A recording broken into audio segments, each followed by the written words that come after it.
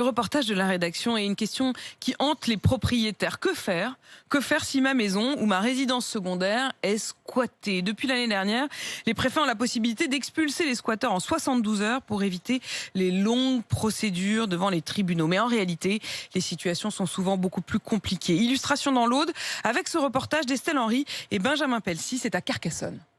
Il y a un peu plus d'un mois, un incendie dans le centre de Carcassonne détruit les logements de la famille de Méry. 5 adultes et 12 enfants se retrouvent alors à la rue. On a perdu tout notre argent, tous nos papiers, tout ce qu'on avait. Après 24 heures en logement d'urgence, la famille n'a plus d'endroit où aller. Ils investissent un pavillon au portail éventré et aux herbes folles dans la cour. La seule solution qu'on a trouvée, c'est prendre un squat. On n'a jamais squatté de notre vie. Menacés d'expulsion, les enfants vivent dans la peur. Maman, on dort où?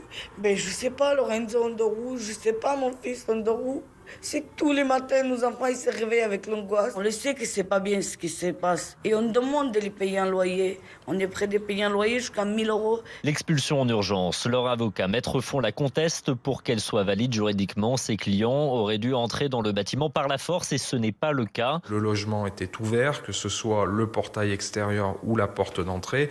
Et ce que me déclarent mes clients me semble corroboré par les déclarations même du propriétaire qui a pu indiquer que ce logement avait été cambriolé. Il pouvait donc être occupé par n'importe qui. Le propriétaire des lieux, Michel, est résigné. C'est la seconde fois que sa maison est squattée. Au tout début, bien sûr, on prend un coup de massue. Le voisin m'a signalé donc si j'avais vendu ou loué parce qu'il voyait des gens arriver. Donc je l'ai rappelé en disant que non, donc c'était des squatteurs. Alors cerise sur le gâteau, les impôts de la ville me réclament une taxe d'habitation pour une maison parce qu'elle n'est pas louée. Ce dossier n'étonne rien. Christophe Demerson, le président de l'Union nationale des propriétaires immobiliers. On a de plus en plus de logements qui sont squattés, surtout chez des personnes âgées, des gens qui veulent vendre leurs biens pour payer la maison de retraite, des gens qui sont déjà en maison de retraite, avec des situations dramatiques, avec les gens qui ne peuvent plus payer les crédits et tout ça, ça doit être une centaine de cas par an. Ce professionnel du secteur s'étonne même que le guide du parfait squatteur soit disponible facilement sur Internet.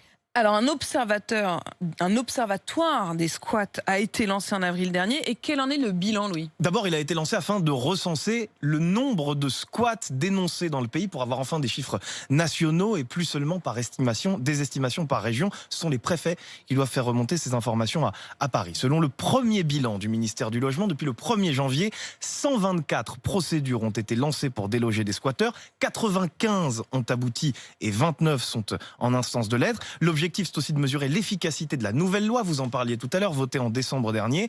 L'expulsion des squatteurs est désormais possible en 72 heures sur ordre du préfet contre plusieurs mois, voire plusieurs années auparavant.